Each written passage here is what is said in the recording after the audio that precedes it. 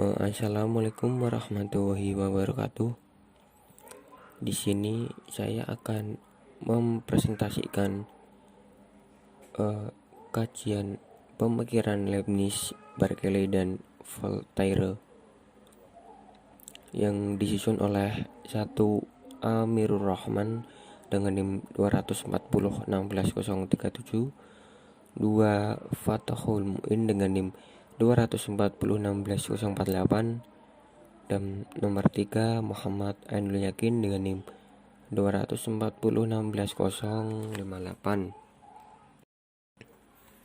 Oke, yang pertama, biografi Gottfried Leibniz. Gottfried Leibniz lahir di Jerman. Nama lengkapnya adalah Gottfried Wilhelm von Leibniz. Sama halnya dengan spionase, Leibniz termasuk pengagum sekaligus pengkritik Descartes. Baginya, ia khawatir tentang kehidupan dan bagaimana menjalani hidup, tetapi berbeda dengan spionase yang kesepian. Ia justru termasuk orang yang kaya raya dan dipuja. Leibniz juga dikenal sebagai penemu kalkulus bersama Newton. Ia adalah ilmuwan, pengacara, sejarawan, akademisi, ahli logika, ahli bahasa, dan teolog. Bagi Leibniz, filsafat adalah hobi yang berkesinambungan. Ia terlibat dalam diskusi fisiologis dan melakukan korespondensi sepanjang hidupnya bersama para filsuf di zamannya.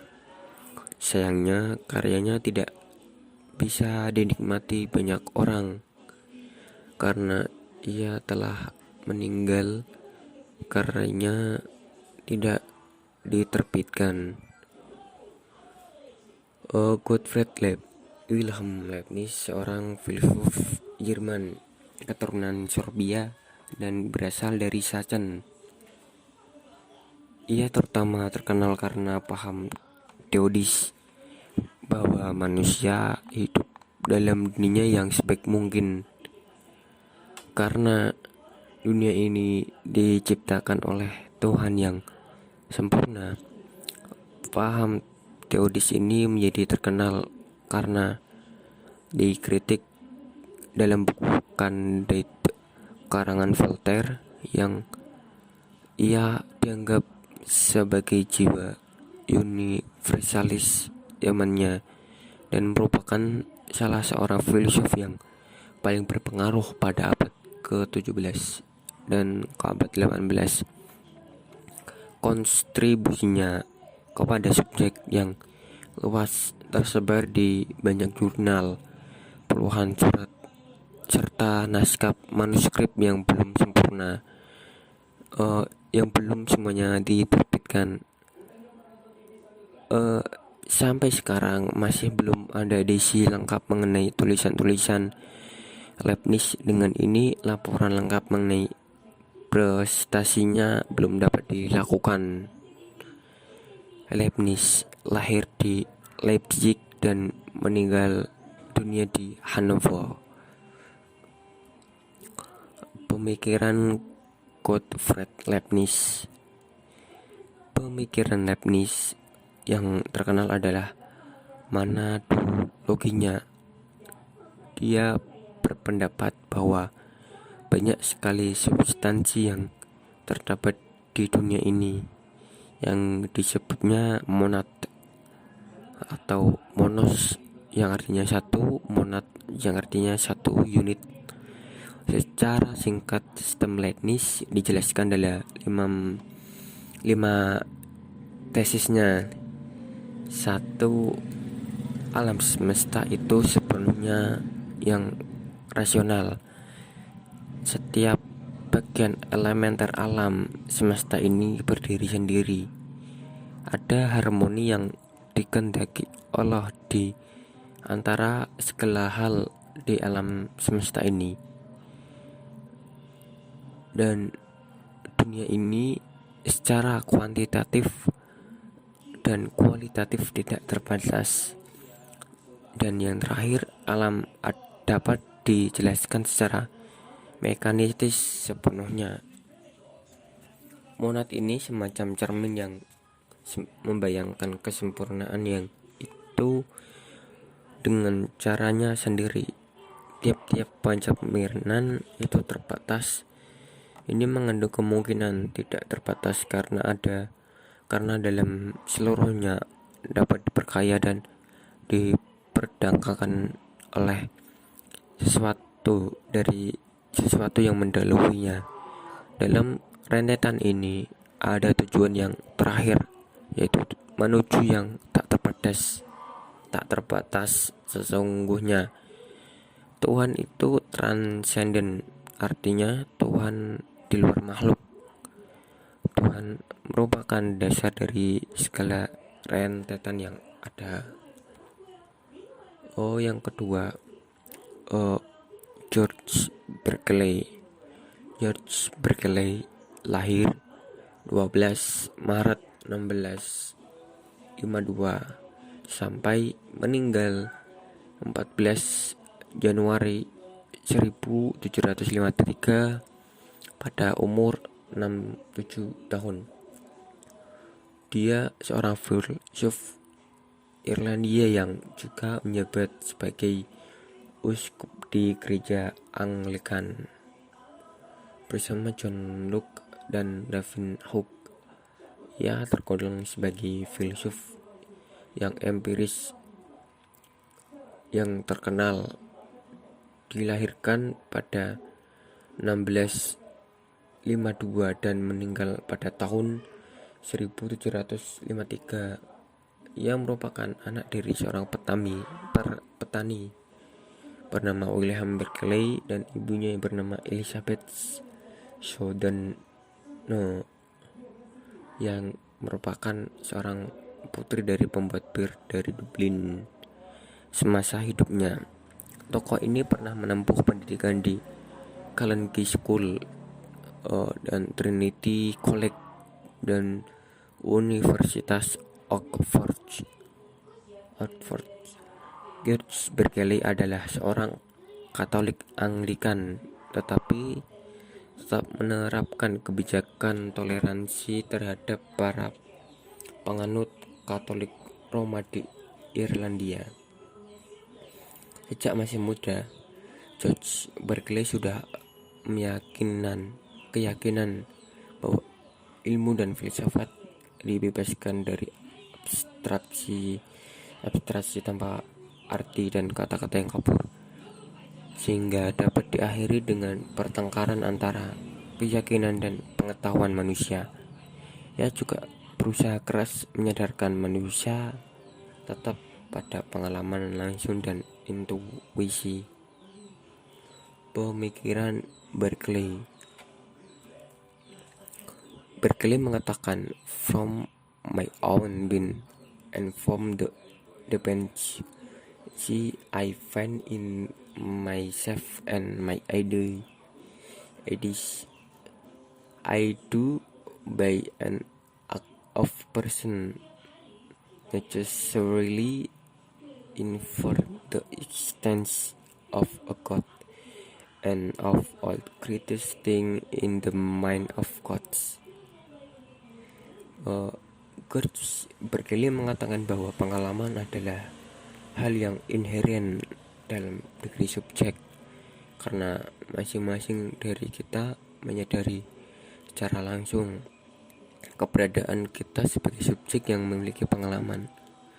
Pemikiran dari George Berkeley ini sekaligus seperti rasionalisme karena memutlakkan subjek.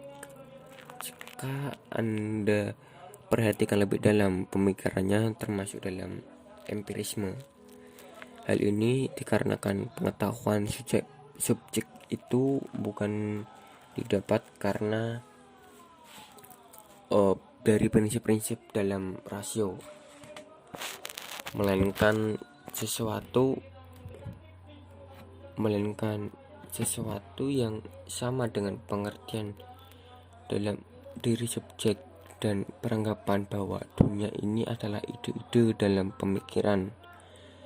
Pemikiran George Berkeley telah mampu mempengaruhi beberapa tokoh filsuf, diantaranya Immanuel Kant, David Hume, Ernest Mach, serta masih banyak tokoh lainnya. Ia tertarik pada persoalan persepsi, metafisika, epistemologi, matematika, bahasa, dan Kristenan. Biografi Voltaire, namanya yaitu Francois Marie Roth, lahir 21 November 1694, meninggal pada 30 Mei 1778 pada umur 83 tahun.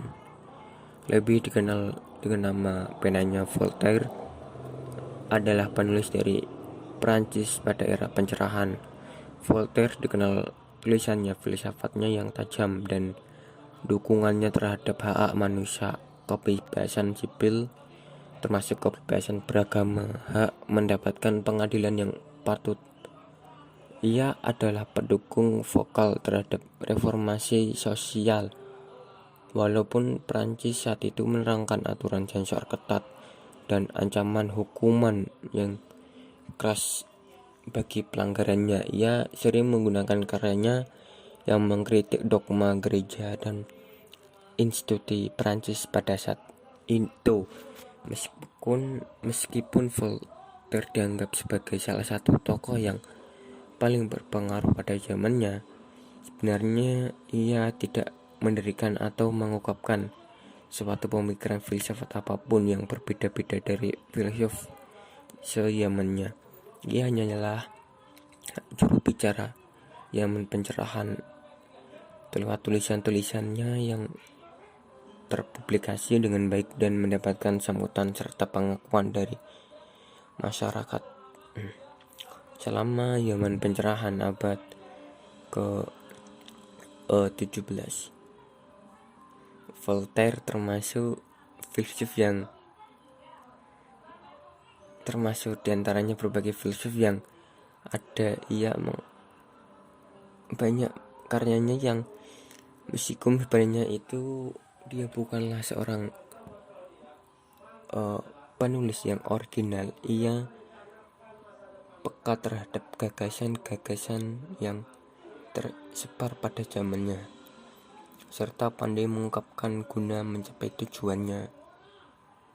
Banyak sekali pengetahuan yang dipelajari, antara lain sastra, sejarawan, ilmu politik, ilmu hukum, pengetahuan alam, kesenian, dan filsafat, sehingga pengetahuannya yang luas. Barangkali karena pengetahuan yang banyak inilah menyebabkan tulisan-tulisan yang dihasilkan tidak begitu mendalam, sebagaimana karyanya antara lain memuat tentang kesusastraan, syair-syair melalui berbagai penulisan, terutama pandangan pada sastra yang ia kritik pada kehidupan pada penguasa Prancis abad ke-17.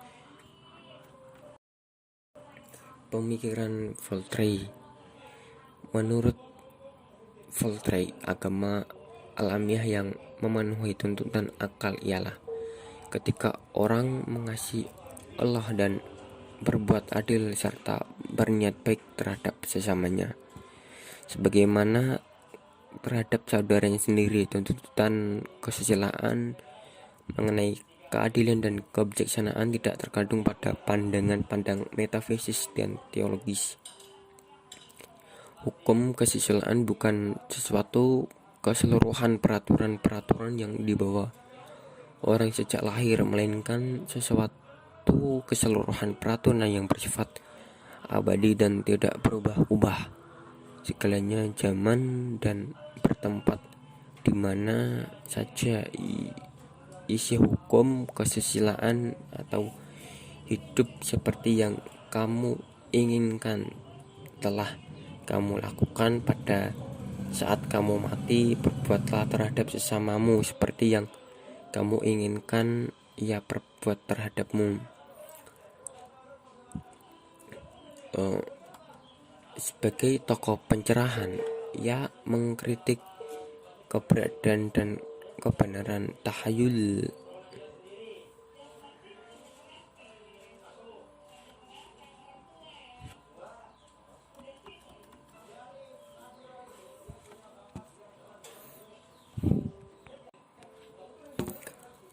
Agama mencakup kepastian tentang adanya Allah, bahwa Allah ada. Hal itu dapat dibela dengan ateisme, dengan alasan-alasan yang sekali dan semata-mata bersifat alamiah.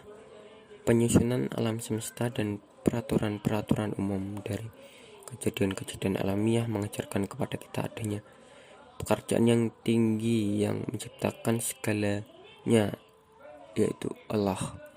Akan tetapi kita tidak tahu apa-apa tentang hakikat dan sifat-sifat Allah ini. Arti kepercayaan kepada Allah ialah menjadikan manusia yang merasa terikat kepada Allah oleh sesuatu kewajiban untuk menyembah dan mengasihinya, serta mengharapkan balasan yang adil darinya mengenai kebaikan dan kejahatan, sekalipun kewajiban itu baru diketahui secara samar-samar.